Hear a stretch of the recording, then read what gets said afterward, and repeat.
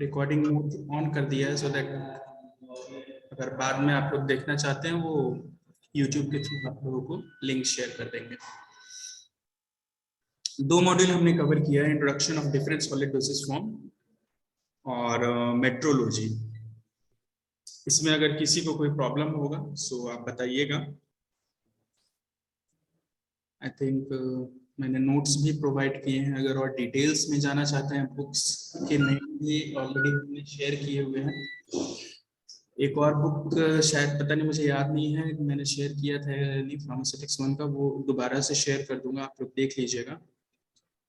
एक दो लोग नए भी ग्रुप में जुड़े हुए हैं बट क्लास अभी ऑनलाइन आप लोग कर नहीं रहे हैं। 8-10 लोग ही हैं, सुबह की क्लास में भी अटेंडेंस बहुत ही लिमिटेड थी। सो प्लीज कोशिश कीजिए कि ऑनलाइन एटलीस्ट ज्वाइन कीजिए सो दैट कि आप लोगों के लिए बेनिफिशियल हो। ठीक है, आज थर्ड मॉड्यूल हम स्टार्ट करने जा रहे हैं जो कि है आपका पैकेजिंग ऑफ फार्मास्यूटिकल्स। पैकेजिंग क्यों जरूरी है? सबसे पहली बात,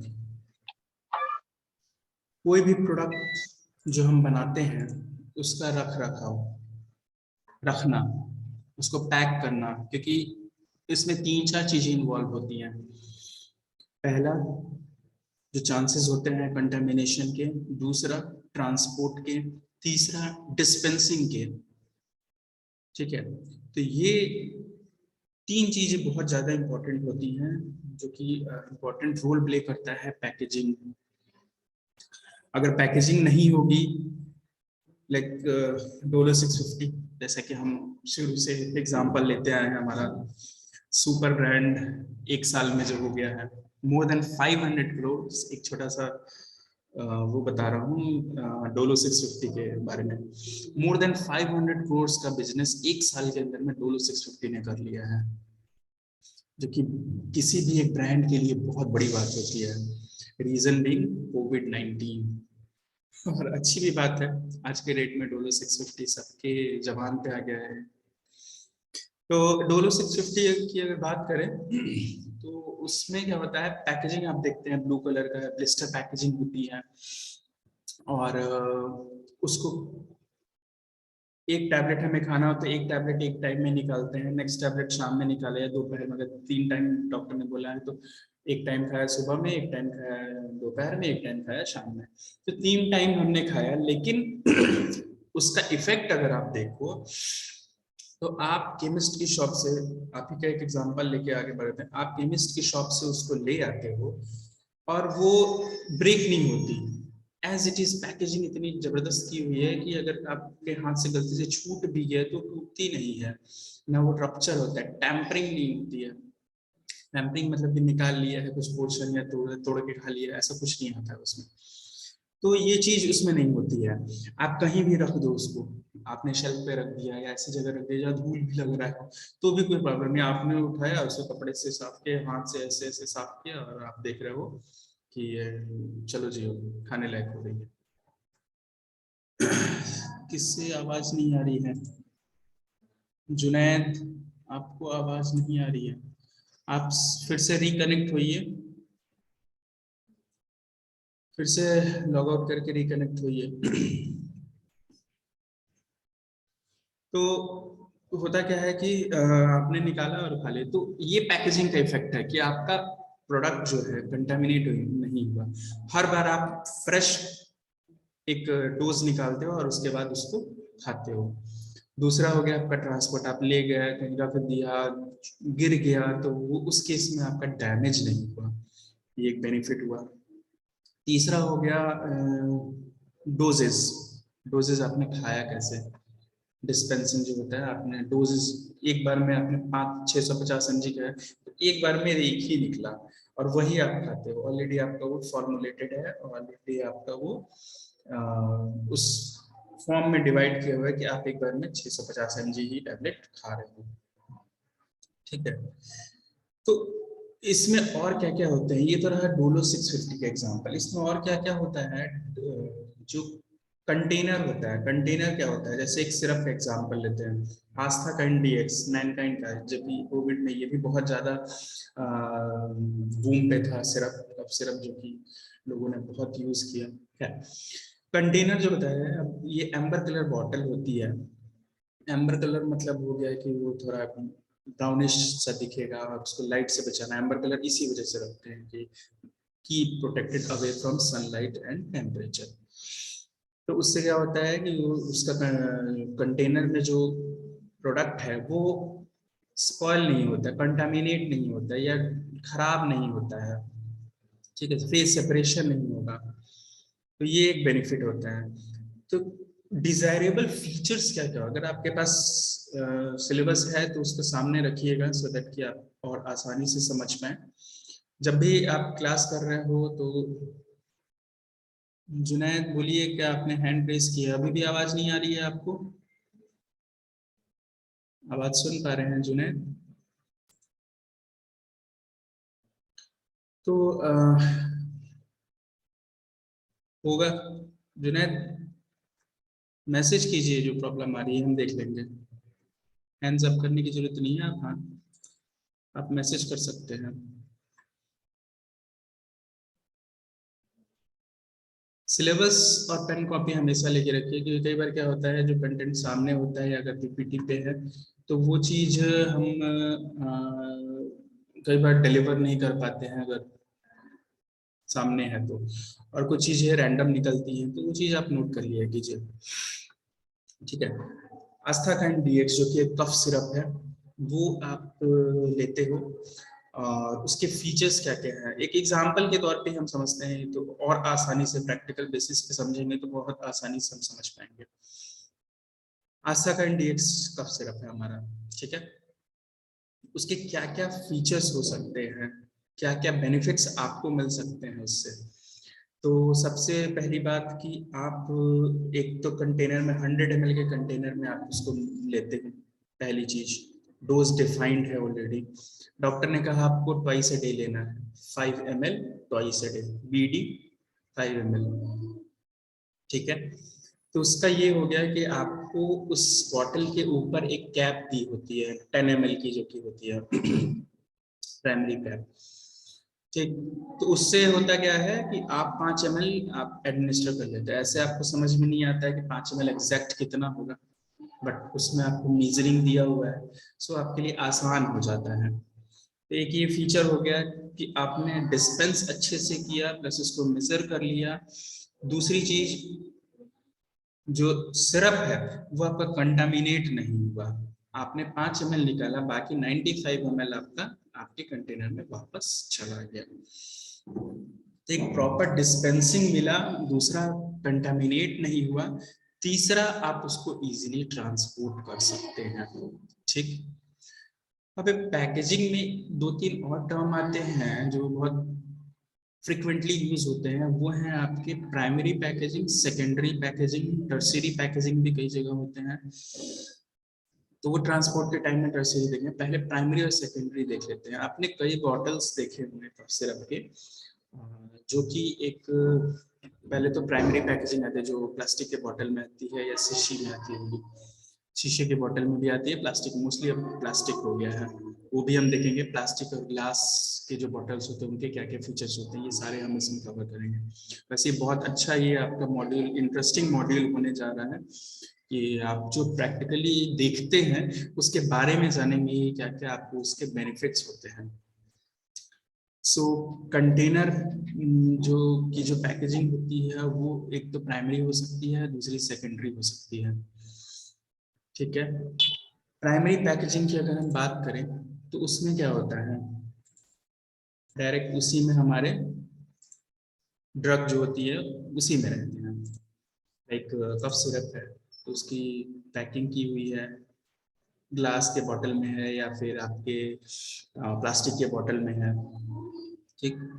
तो प्राइमरी पैकेजिंग वो हो गई। कई बार आपने देखा होगा वो किसी कार्टन में रखा होता है, जैसे ग्रिलिंग टस, तो एक शीशे के बॉटल में आता है प्लस एक और कागज की गत्ते की पैकिंग होती है कागज, तो वो हो गई हमारी सेकेंडरी पैकेजिंग। तो उसके भी बेनिफिट्स क्या क्या हैं वो भी देखते हैं। अब बहुत सारी 90% आई थिंक, हाँ 80 to 90% कंपनीज प्राइमरी पैकेजिंग में ही सारी चीजें दे रही हैं, सेकेंडरी पैकेजिंग नहीं बना रही हैं।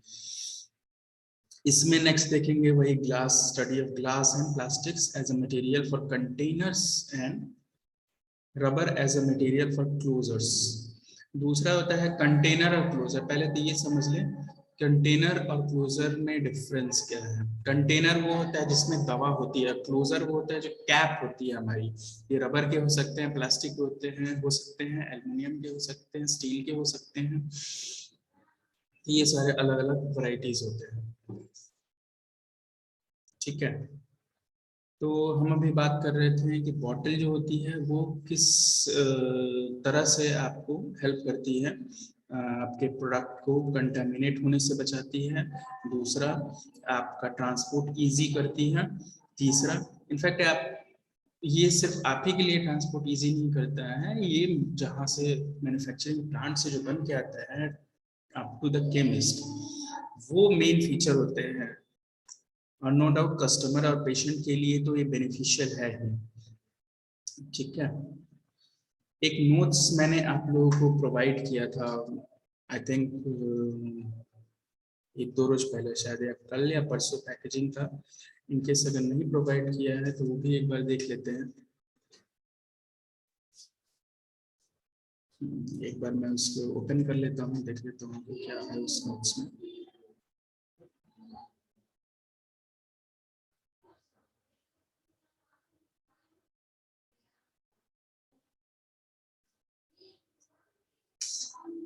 अगर नहीं प्रोवाइड किया है तो किसी को ध्यान है कि मैंने दिया है या नहीं? मुझे याद नहीं आ रहा है कि मैंने आप लोगों को शेयर किया था या नहीं। ठीक है,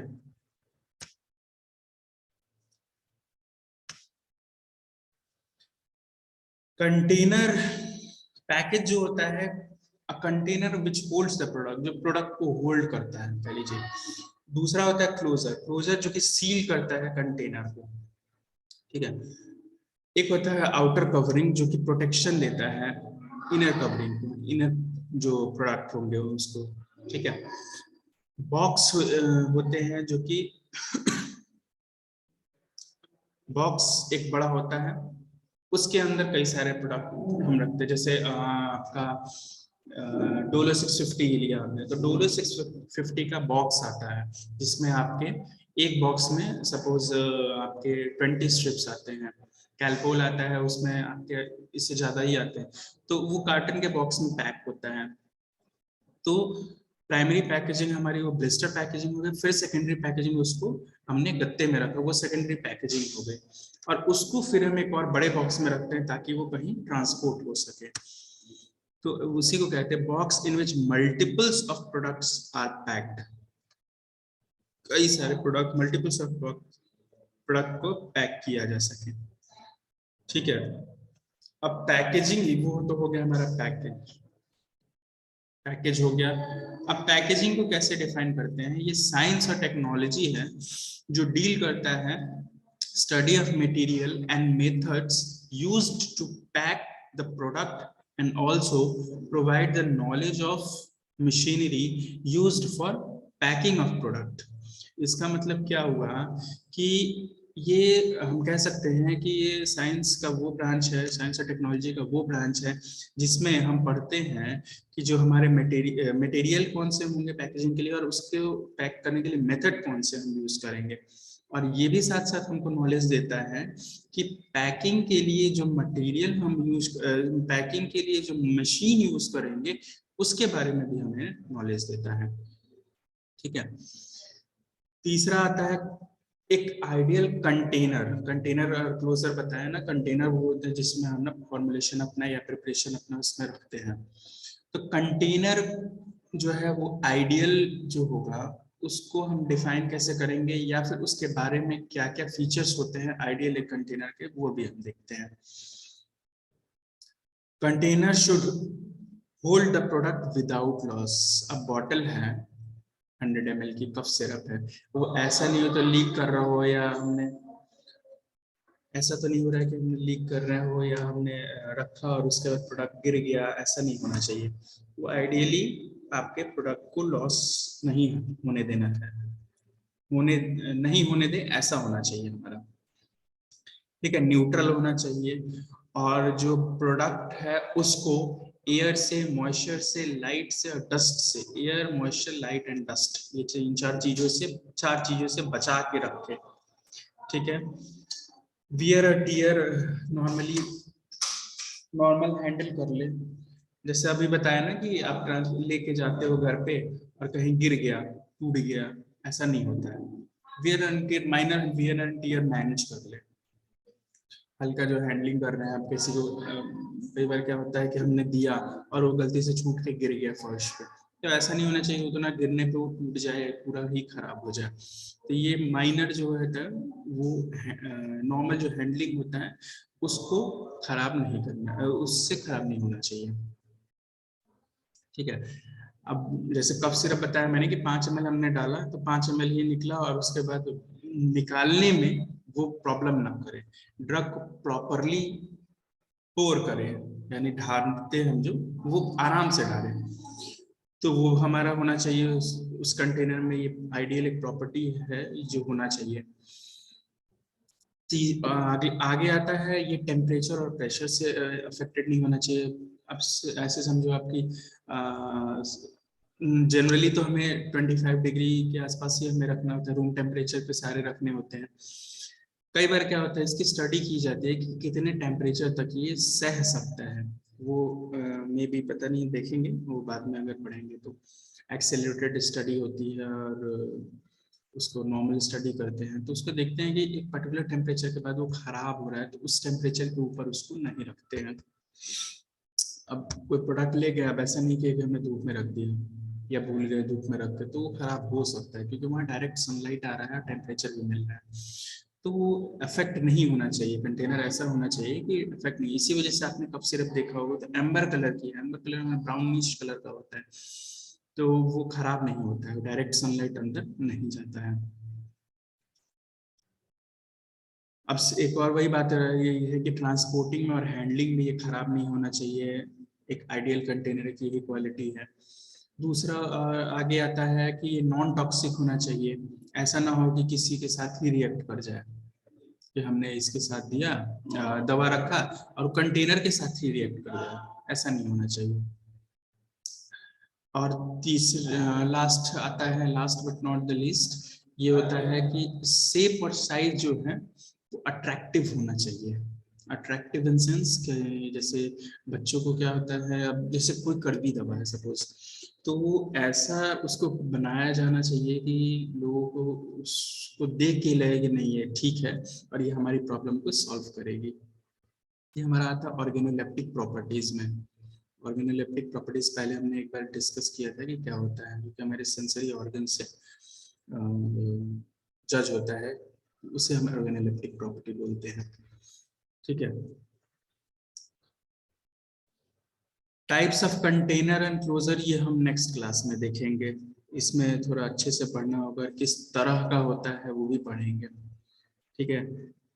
आज ये फीचर, डिजायरेबल फीचर्स हमने देखा, और क्वालिटी क्या क्या होती है वो देखा, पैकेजिंग को डिफाइन कैसे करते हैं वो देखा, और हाँ, कंटेनर जो होते हैं वो क्या क्या हो सकते हैं, किस किस चीज के बने हो सकते हैं, वो ऐसे आप कॉमन एक दिमाग लगा सकते हैं। ग्लास के बने हो सकते हैं, प्लास्टिक के बने हो सकते हैं, मेटल के, पेपर के, वुड के, तो इन सब चीजों के बने हो सकते हैं। और आइडियल एक फीचर हमने बता दिया कि क्या होना चाहिए और हमारे प्रोडक्ट को खराब नहीं करना चाहिए, ये सबसे इम्पोर्टेंट है। आइडियल फीचर में अगर कोई क्वेश्चन आता है तो ऐसे ही हम 8-10 पॉइंट्स इसमें मेंशन करते हैं और उसको हम पॉइंट वाइज लिख लेते हैं डिपेंडिंग अपॉन कि हमारे कितने मार्क्स के हैं। ठीक है।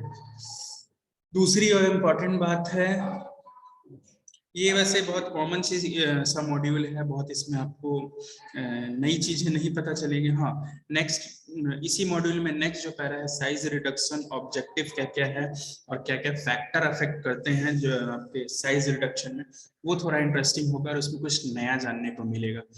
ये जानते आप सब कुछ है, लेकिन लिखना कैसे है ये हमें बताना है और उस पॉइंट को आपको ध्यान में रखना है। ठीक है। ये कुछ पॉइंट्स आपके इम्पोर्टेंट है। ये मुझे ध्यान नहीं आ रहा, किसी ने रिप्लाई भी नहीं किया कि मैंने पैकेजिंग के कुछ क्वेश्चंस आप लोग को, पैकेजिंग और फार्मास्यूटिकल्स के कुछ नोट्स मैंने शेयर किए थे क्या क्वेश्चन वाइज, अगर किए होंगे तो एक बार बताइएगा, किसी को याद है? एक दो रोज पहले मैंने शेयर किया था। नामिका, सुशील, सैयद ऑन, वाल्टा, वाल्टा कौन है पता नहीं, जुनैद, याद है किसी को? No reply.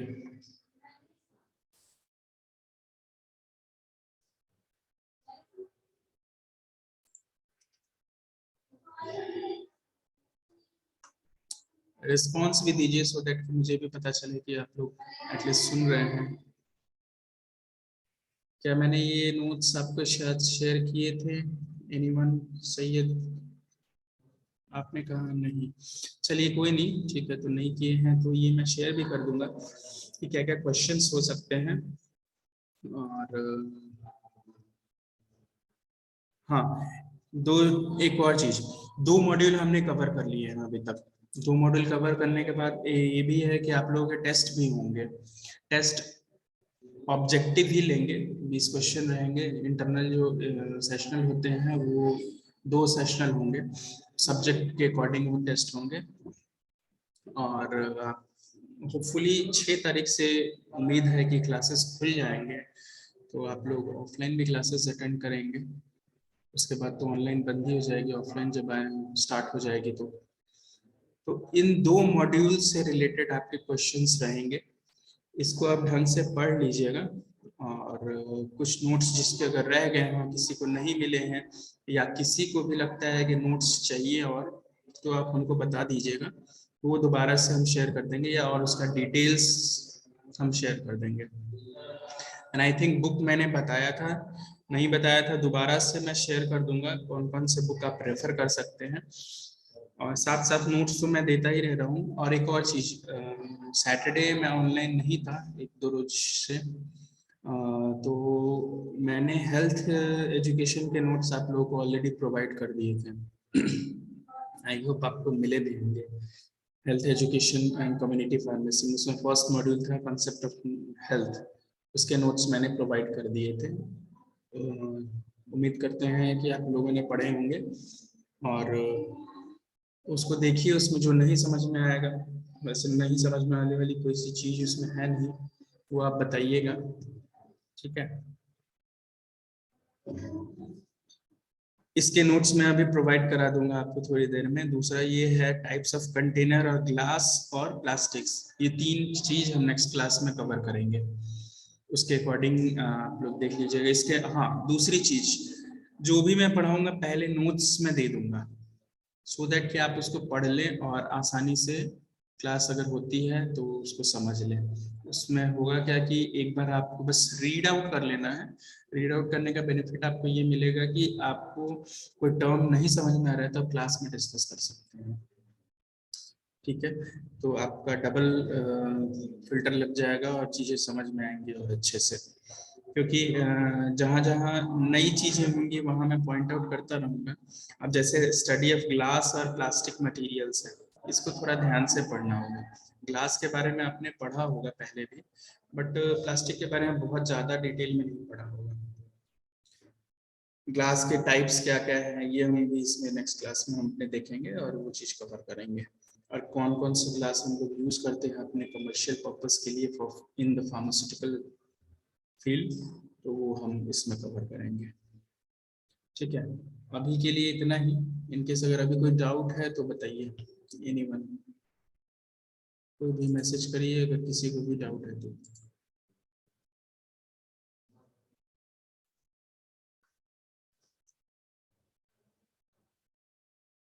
किसी को कोई डाउट है?